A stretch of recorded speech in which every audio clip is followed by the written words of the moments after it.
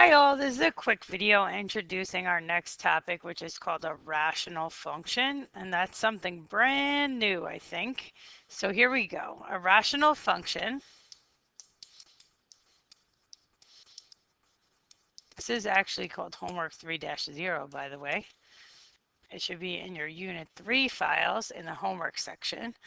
A rational function is a fraction formed by polynomials. So we just got done with the polynomials unit. And basically, another name for a rational function is like a fractional function.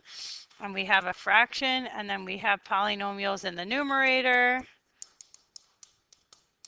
and polynomials in the denominator. So a polynomial divided by a polynomial is called a rational function, like f of x.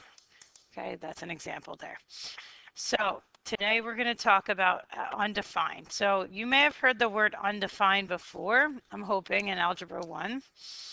And we talk about when a fraction is undefined when the denominator, which is the bottom of the fraction, equals 0.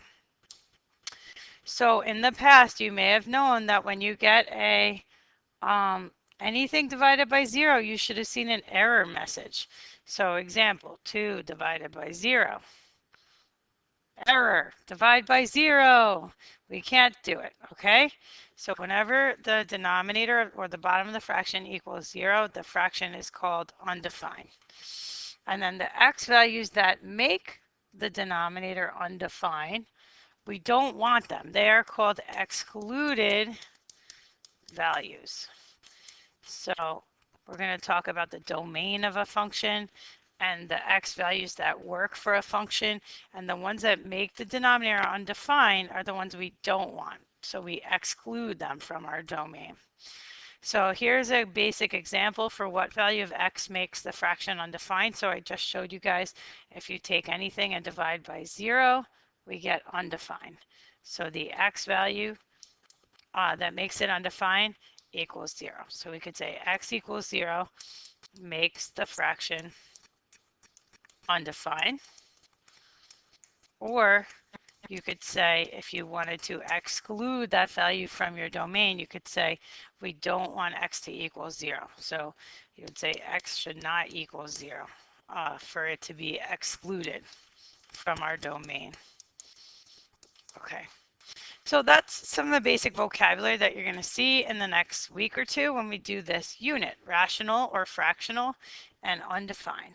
So let's do a few examples tonight, and then we'll review this tomorrow. So now, of course, you see a lot more complicated fractions coming up than the one I just showed you, which was 1 over x. So it says determine the value that makes the following expressions undefined. So again, undefined means the denominator equals 0. The denominator equals 0. Okay, so you don't care about the numerator, which is the top of the fraction, at all. You really only care about the denominator. So if you want, you could just like cross it out and just ignore it. So what you want to do is you want to set the denominator equal to 0, which is the bottom of the fraction.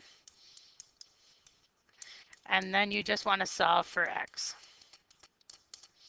So set the denominator equal to 0 and solve for x. And whatever values that you get for x, those are going to be called the excluded values, and those are going to be what we don't want x to be. Okay, so here's my first one. We have x plus 5, set it equal to 0, and solve for x. So you guys should know by now that it's going to be the opposite sign of the binomial, so we get negative 5. Okay, so the value that makes the denominator undefined is negative 5. Or some people are going to rate x should not equal negative 5 because you want to exclude it from the denominator, okay, from the domain. But if somebody said what value makes it undefined, you would say negative 5 makes it undefined. Okay, now let's go to number 2. Now we're going to get a little more interesting because we're going to bring back our factoring skills. So here are the steps we're going to follow. We're going to set the denominator equal to 0. Okay, so take your denominator, set it equal to 0, and we want to solve for x. Now, as soon as we get to this, we may notice that we're going to have to factor. So this is why factoring really just keeps coming back and back and back to get you. You got to know how to factor. So hopefully you realize this is a GCF of x. So you take out the GCF of x and you will have left x minus 6. And then you're going to have to tee this off to solve. So tee it off. And notice we just came off of the solving unit. So we have two values that make it undefined because the exponent is a 2. The polynomial has 2 roots or 2 zeros. So we'll get x equals 0 and x minus 6 equals 0 or x equals positive 6.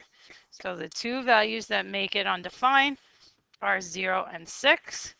Or we could say, if we want to get fancy, the domain of the function is x such that x belongs to the real numbers, meaning all real numbers are good, except we don't want 0 and 6. That looks kind of scary because you probably never saw it before, but what you really care about is the last part there, which says that x cannot be 0 and 6, okay? So 0 and 6, okay? Let's move on. I don't want to dwell on that domain notation here. Let's go to number 3. Same concept here. Set the denominator equal to 0 and solve. So hopefully you notice this is dots. So again, you can kind of ignore the numerator here. So when you solve, you're going to have to do dots, which is difference of two perfect squares. Remember, you take the square root of each term and you put it in the bubbles. Don't forget, don't change the order of the terms. So 9 is first. The square root of 9 will be first, which is 3. And then the x is second, so put it second in each factor bubble. So we're going to have 3 plus x, 3 minus x. That's dots. Now let's go and tee it off. So you're going to get 3 plus x equals 0, 3 minus x equals 0. And eventually you're going to get x equals 3 and x equals negative 3. So the values that make this fraction undefined are 3 and negative 3. So we don't want 3 and negative 3. Okay? And again, if you want to get fancy, this is called the domain of the function. All real numbers except 3 and negative 3. All right, let's go to the last one. The last one looks scary. Oh no. But remember, this is just, looks like, ignore the numerator. Set the denominator equal to 0 and solve. And then you may notice there's 1, 2, 3, 4 terms. So this is a grouping question. So you group the first two terms together, do the GCF. Groups the second two terms together, do the GCF. So let's see, what's the GCF of 8x cubed and 64x squared? I'm hoping you said it's 8x squared. So take out the 8x squared from the front, and left over would be x minus 8. And then I'm hoping that you realized you want your bubble to match. You want it to be the same GCF bubble of x minus 8. So what can we take out of the second one? We're going to take out a negative 1. So that's going to become negative 1 x minus 8. The common factor is x minus 8. That goes together in 1. And then the other one is going to be whatever's left over, which is 8x squared minus 1 equals 0.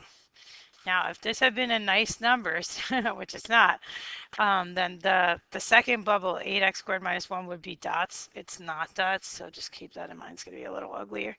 All right, so remember, the degree of the exponent is going to tell me how many answers I'll have. So I'm going to have 3 total solutions here. The first one is going to be x minus 8 equals 0. So I'm going to get x equals 8, positive 8. So I don't want 8 because 8 will be undefined. And then the other one, I'm going to have to do a little bit more work here. I'm going to add 1. It's not factorable.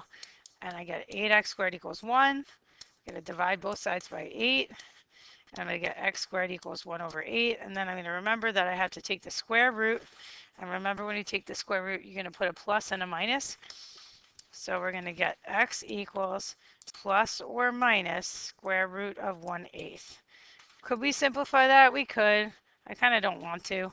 So I'm just going to say the final answer for all values that make this fraction undefined are positive 8 and plus or minus the square root of 1/8.